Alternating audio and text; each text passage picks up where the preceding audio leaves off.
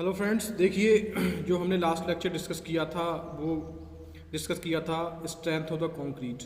Okay, इसमें मैंने बहुत सारे पॉइंट्स आपको डिस्कस कर लिए थे कि आप कंक्रीट का टेस्ट किस तरीके से परफॉर्म करते हैं, लेबोरेटरी किस तरीके से आप क्यूब्स का फॉर्मेशन करते हैं और उसे कंप्रेसिव टेस्टिंग मशीन से उसे टेस्ट करते हैं। आज का जो लेक्चर है वो आपका बेस्ड है factor affecting strength of the concrete. Okay friend, देखते हैं कौन कौन से फैक्टर जो अफेक्ट करते हैं कंक्रीट के लिए। तो कुछ ही पॉइंट्स जो सॉलिड पॉइंट्स हैं उन्हें लेके आया हूँ फ्रेंड्स, मेरे साथ बने रहिए। देखिए साइज ऑफ द स्पेसिमेन क्या है, सीधे सीधे अफेक्ट करता है कंक्रीट की स्ट्रेंथ को। मैंने लास्ट लेक्चर में आपको बताया भी था कि एक आप स्पेसिमेन लेते हैं एक सिलेंड्रिकल फॉर्म में और दूसरा स्पेसिमेन लेते हैं एक क्यूबिक फॉर्म में। तो देखते हैं कि यहाँ पे क्यूबिक फॉर्म वाला जो सैंपल है या फिर जो स्पेसिमेन है वो ज़्यादा स्ट्रेंथ देता है कंपेयर टू सिलेंड्रिकल फॉर्म के एक स्पेसिमेन से। तो देखिए साइज और शेप भी कंक्रीट की स्ट्रेंथ को डायरेक्टली हिट करते हैं, अफेक्ट करते हैं। ओके फ्रेंड, तो वही है साइज ऑफ स्पेसिमेन की बात करते हैं फ्रेंड्स। तो देखिए जो साइज ऑफ स्पेसिमेन है, तो आपने क्या देखा, साइज ऑफ स्पेसिमेन के बारे में देखा।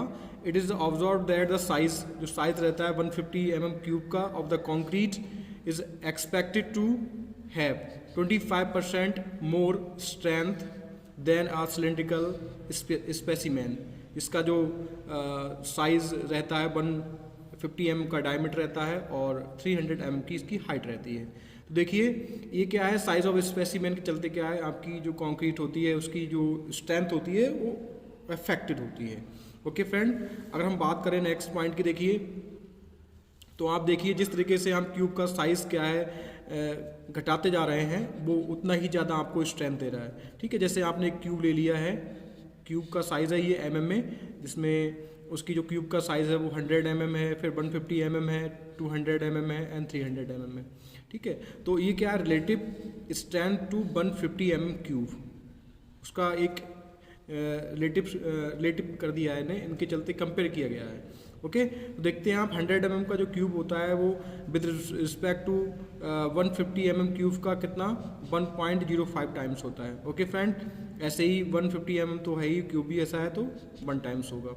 ऐसे ही अगर हमने 200 mm साइज का क्यूब ले लिया तो वो रिलेटिव स्ट्रेंथ 150 mm क्यूब के चलते क्या होगी, 0.95 होगी। ओके फ्रेंड, तो ऐसे ही अगर 300 mm का हमने क्यूब ले लिया तो वही स्ट्रेंथ 0.87 हो जाती है। तो देखिए किस तरीके से size of the specimen affect करता है आपके स्ट्रेंथ ऑफ द कंक्रीट के लिए, इसे हमने समझ लिया। ओके फ्रेंड, नेक्स्ट पॉइंट अगर बात करें हम, देखिए नेक्स्ट पॉइंट बात करते हैं moisture condition of the specimen. तो जो मॉइस्चर कंडीशन ऑफ स्पेसिमेन है वो भी आपकी अफेक्टिंग करती है स्ट्रेंथ ऑफ कंक्रीट के लिए।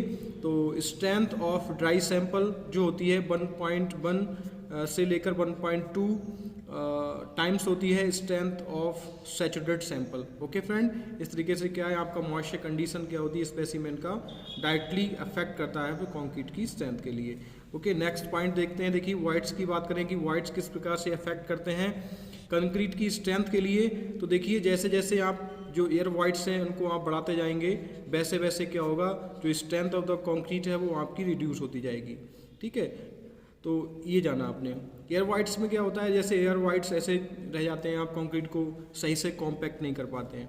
ठीक है, तो आप जब सही से कंक्रीट को कॉम्पैक्ट नहीं कर पाएंगे तो क्या होगा, उसमें कहीं ना कहीं स्पेस रह जाएगा और उसी स्पेस के अंदर क्या है कि एयर इंट्रैप्ट हो जाती है। ओके, जब भी उसे कहीं से मॉइस्चर मिला या फिर वाटर मिला, जैसे बरसात हो गई आपके कंक्रीट पे, तो कहीं से भी आपका वाटर उसमें फिलअप हो गया, तब क्या करेगा वो उन एयर वॉइड्स के अंदर सेट हो जाएगा और फिर जो आपकी स्टील है आरसीसी के अंदर आपने यूज़ कर रखी है वो उन तक उसकी अप्रोच हो जाएगी, जिससे क्या होगा स्टील आपका के अंदर इरोजन स्टार्ट हो जाएगा जो कि हार्मफुल होता है। तो सीधा सीधा ये है कि जो आपका कंक्रीट है इसलिए कॉम्पैक्ट उसे किया जाता है कि जो आपके कंक्रीट के अंदर एयर वॉइड्स हैं उसे कम किया जा सके।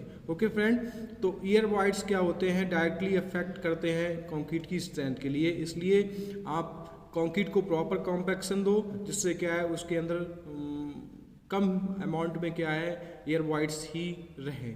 ओके, देखिए air voids are form by the evaporation of the water. आप जब भी क्या करें ना, जब आपको रिस्ट्रिक्ट किया जाता है कि आप इससे ज़्यादा अमाउंट में या वाटर कंटेंट आप कंक्रीट को नहीं देंगे। वो किस लिए किया जाता है, ताकि ज़्यादा अमाउंट में कंक्रीट में वाटर चला गया तो वहाँ पे क्या होगा, उसका इवापोरेशन होगा, और इवापोरेशन में क्या है, जब इवापोरेट हो जाएंगे तो यहाँ पर एयर बाइट्स छूट जाएंगे, ठीक है, जो कि हार्मफुल होते हैं फॉर कंक्रीट के लिए फ्रेंड्स। ओके, तो used in making concrete by the entrained air. Okay, तो जो आपकी इंट्रेंड एयर है उसमें रह जाएगी, जो कि अफेक्ट करती है डायरेक्टली, आपकी हिट करती है कंक्रीट की कंप्रेसिव स्ट्रेंथ के लिए।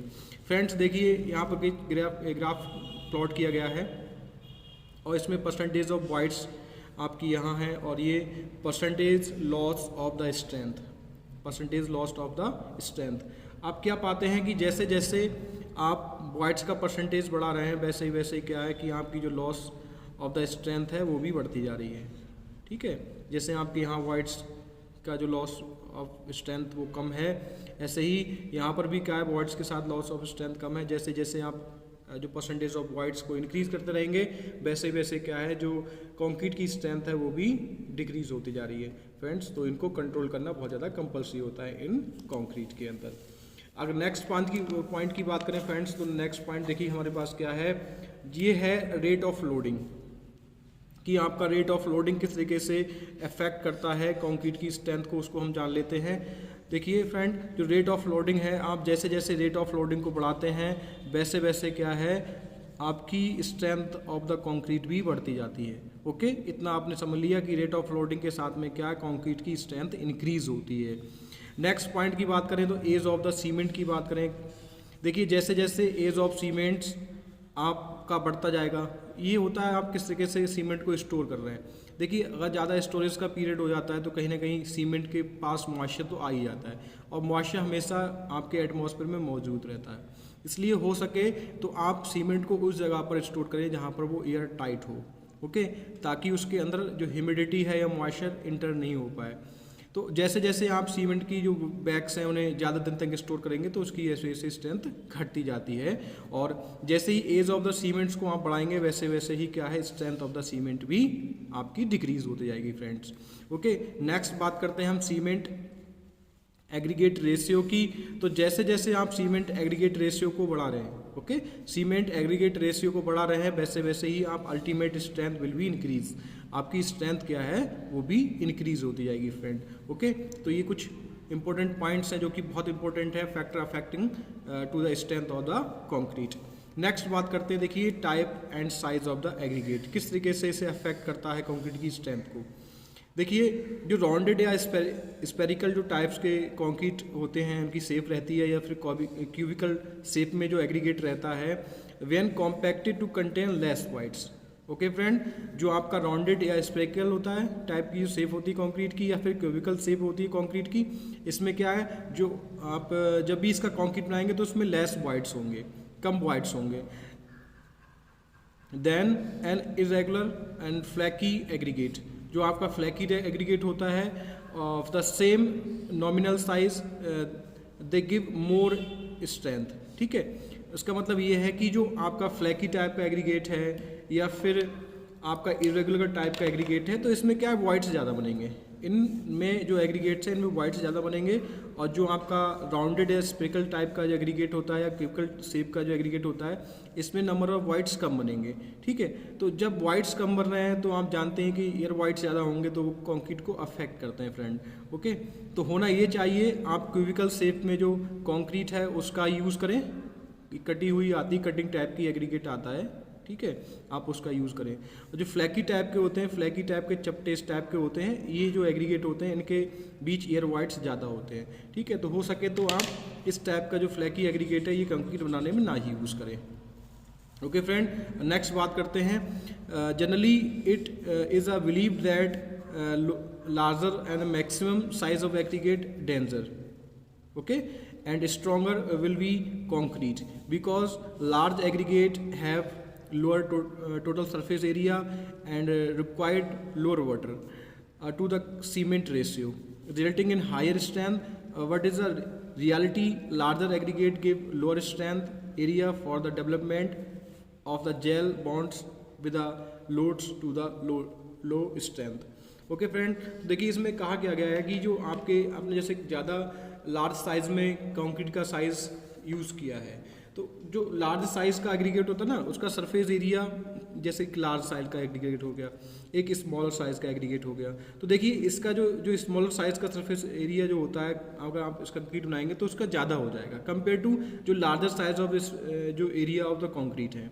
अब क्या होगा, जैसे ही आपने कंक्रीट बनाना तो आपकी वाटर की रिक्वायरमेंट तो होनी है। देखिए आप जब भी देंगे तो जो लार्ज साइज के जो पार्टिकल्स है ना, इनके लिए क्या है, लोअर वाटर कंटेंट की नीड रहेगी।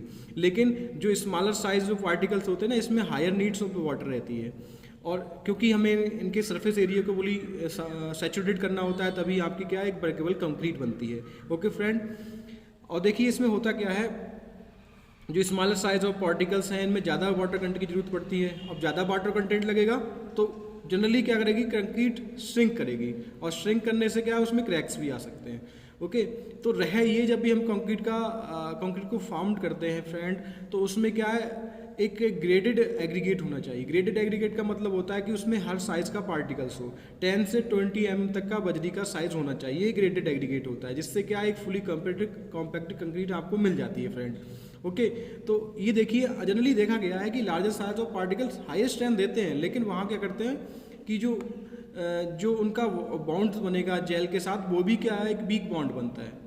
तो ये तो एक इंजीनियर की एक्सपीरियंस पे बेस है कि वो किस तरीके से कंक्रीट को डिज़ाइन कर रहा है कि, लेकिन जनरली देखा ये गया है कि आप एक ग्रेडेड एग्रीगेट का यूज़ कीजिए कंक्रीट में, तो आपको फुली कंक्रीट मिल ही जाएगी। ओके फ्रेंड, तो इतना मैंने अब डिस्कस कर लिया किस तरीके से type of size of the aggregate affect करता है कंक्रीट की स्ट्रेंथ के लिए। फ्रेंड अब देखते हैं नेक्स्ट पॉइंट जो है, वो है आपकी degree of the compaction. Okay friend, degree of compaction से क्या मतलब है, देखिए जितना आप कंक्रीट को कॉम्पैक्ट करेंगे, इतना कॉम्पैक्ट मत कीजिए कि उसमें क्या है, ब्लीडिंग होना स्टार्ट हो जाए। एक टाइम ऑफ इंटरवल तक आप उसे कॉम्पैक्ट कीजिएगा, उससे ज़्यादा किया तो वहाँ से क्या है, ब्लीडिंग स्टार्ट हो जाएगी।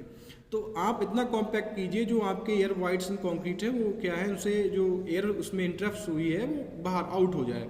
ठीक है, तो inadequate compaction loading air voids contents of 5 and 10%, अगर आपके एयर वाइड्स कंक्रीट के अंदर रह जा रहे हैं, तब क्या होता है, लॉस ऑफ स्ट्रेंथ जो कंक्रीट की होती है वो 30 से 60% तक लॉस हो जाती है। देखिए 5% 10% एयर वाइड्स रहने पे क्या है, कंक्रीट की स्ट्रेंथ किस तरीके से अफेक्ट होती है फ्रेंड, वो 30 से 60% गिर जाती है, मतलब कम हो जाती है कंक्रीट की स्ट्रेंथ। तो आप इस ग्राफ से भी, ग्राफ जो दिया हुआ है इससे भी आप समझ सकते हैं, जैसे डेंसिटी और ये कॉम्पैक्शन फैक्टर जो आपका दे रखा है, या डेंसिटी रेशियो जो आप समझ सकते हैं ये दे रखा है। तो जैसे जैसे आप क्या स्ट्रेंथ रेशियो दे रखा है फ्रेंड यहाँ, तो जैसे जैसे आपने ज़्यादा डेंसिटी रेशियो दिया, जैसे यहाँ देखिए, तो इतना वैसे वैसे ही आपकी स्ट्रेंथ बढ़ती जाती है। जितना आप डेंसिफाई करेंगे, जिसका कॉम्पैक्शन फैक्टर को ज़्यादा देंगे, उतना क्या है, कंक्रीट ज़्यादा कॉम्पैक्ट होगी और फिर ज़्यादा स्ट्रेंथ भी देगी, क्योंकि इसमें एयर वाइड्स नहीं रहेंगे फ्रेंड्स। तो देखिए डिग्री ऑफ द कॉम्पैक्शन किस तरीके से हिट करता है कंक्रीट की स्ट्रेंथ के लिए फ्रेंड। ओके, तो ये लेक्चर अभी इतना ही। ओके फ्रेंड, अगर नेक्स्ट जो है टॉपिक है जो हमारा वॉकबिलिटी है, और ये हमारे सिलेबस में भी है, इसे भी हम कवर्ड कर लेंगे friend. Okay, thank you friends.